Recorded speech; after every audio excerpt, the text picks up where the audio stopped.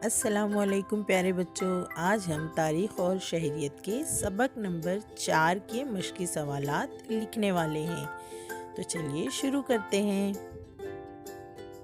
सवाल नंबर 1, सही मुतबादिल का इंतखाब करके बयानात को दोबारा लिखिए। सवाल नंबर 2, 1। सवाल नंबर 2, 2। सवाल नंबर 2, 3। सवाल नंबर 2, 4। सवाल नंबर 2, 5।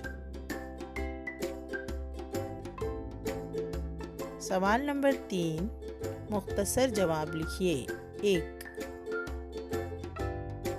सवाल नंबर 3, 2। सवाल नंबर 3, 3। सवाल नंबर 3, 4। सरगर्मी नंबर 1, स्वतंत्र वीर सावरकर की किताब हासिल कीजिए और पढ़िए। नंबर 2, भारत के नक्शे में 1857 की जंग आज़ादी के मकामात दिखाइए। तो ये थे हमारे मश्की सवालात। हम फिर मिलेंगे नई वीडियो के साथ। खुदा हाफिज़।